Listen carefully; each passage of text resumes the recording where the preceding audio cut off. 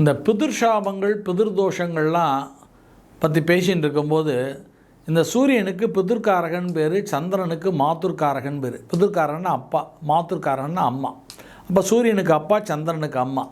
அப்போ அப்பாவளி முன்னோர்களுக்கு பிதிர் பிதாமகின்னு பேர். இதுக்கு அதிபதி யாருன்னா ராகு. அம்மாவளி முன்னோர்களுக்கு அதிபதி யாருன்னா கேது, மாத்துர் மாதாமகின்னு பேர். இப்போ இந்த ராகுக்குரிய தானியம் எதுன்னா, இப்போ சூரியனுக்குரிய தானியம் எதுன்னா கோதுமை, சந்திரனுக்குரிய தானியம் எதுன்னா நெல். ஏன்னா சந்திரன் தான் சரீரத்துக்கு அதிபதி. அதனால தான் இங்கே நம்ம நெல்லால் ஹோமம் திலகோமம் பண்ணுறோம்.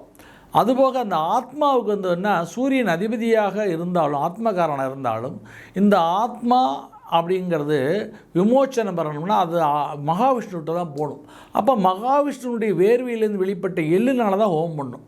இதற்கு அடுத்தபடியாக இந்த அப்பாவளி முன்னோர்களுக்கு அதிபதியான ராகுடைய தானியம் எதுன்னா உளுந்து, கருப்பு உளுந்து.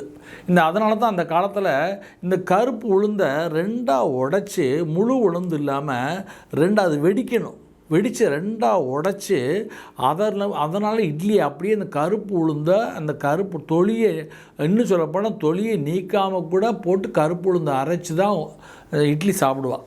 புரியுது உங்களுக்கு? அப்போ அந்த கருப்பு உளுந்து அதை சாப்பிடும் பொழுது அந்த அலசி களைஞ்சால் கூட அந்த கருப்பு உளுந்துடைய தொலி கொஞ்சம் அதில் இருக்கும். அதை சாப்பிடுகின்ற பொழுது அந்த உளுந்தை, வெறும் உளுந்தை அப்படியே தோசையோ இட்லியோ சாப்பிடக்கூடாது. கொஞ்சம் கருப்பு உளுந்தை தான் உடைச்சி தோசை பண்ணி மாவரைச்சி சாப்பிடணும். சாப்பிடுகின்ற பொழுது அது அவர்களுக்கு அந்த பிதிர்சாப பிதிர் தோஷத்துக்கு நிவர்த்தி செய்யக்கூடிய, ஏன்னா அந்த முதுகெலும்பில் தான் நான் சொன்னேன் ஸ்பைனல் கார்டு. இந்த முதுகெலும்புக்கு யோக தண்டம்னு பேர். இதுக்கு தான் ராகுக்கு யோககாரகன்னு பேர்.